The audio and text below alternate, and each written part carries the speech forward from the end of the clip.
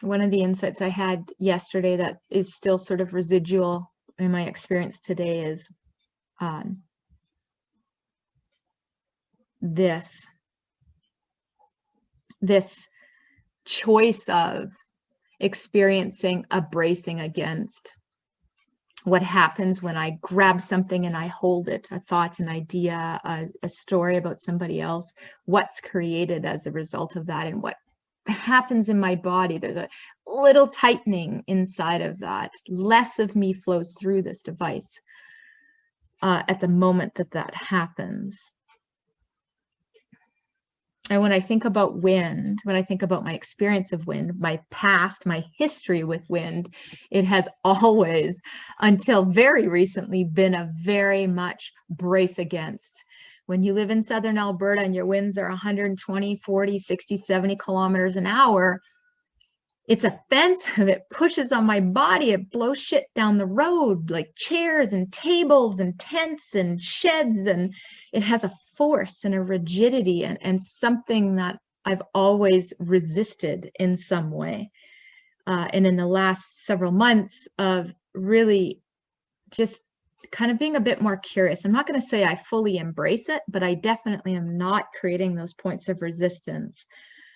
And so that's allowed these little thoughts in my brain, these little moments of willingness to feel wind and feel temperature of wind and consider what the wind carries, what the wind brings, what the wind tastes like, what it's like, the texture and the quality of it when I'm not bracing against it.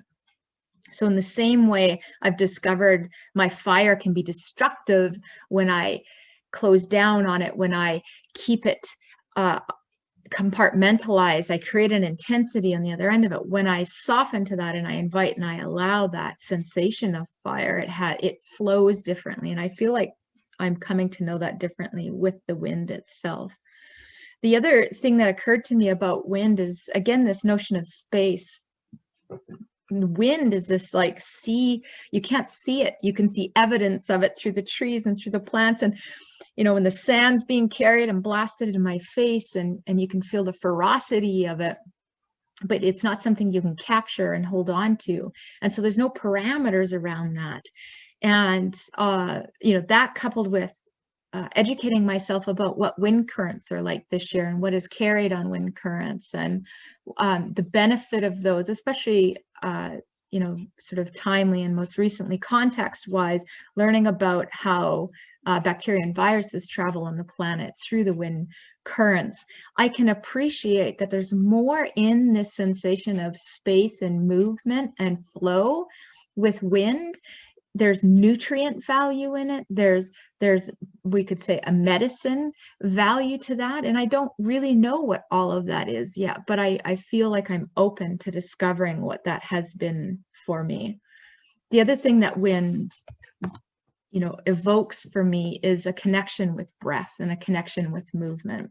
And in our last conversation last week, the notion of silence and a lack of oxygen, a lack of breath, a lack of movement, that kind of stale, not moving space feels like there's a space for a conversation around wind and breath and expansion and movement in that, in some way. And Gaia definitely shows us examples of that. It is ironic or totally perfect that as things are shifting on the planet, as she's having to react and counteract the human impact, that we have more tornadoes, we have more hurricanes, we have more fierce wind, we have sandstorms from way across the globe coming to places they never have before and are creating destruction around that. So I'm curious about all of that. I have no idea how any of those things connect, especially being summer solstice today as the longest, most amount of sunshine, most amount of light in one day. We're at this beautiful balance point between winter solstice. It all feels like the right elements are here today, the right energy, the right frequency, the right, you know, bits to play with. So thank you all for being here. I don't think I have anything else to add, but I'd love to see where you all are at today.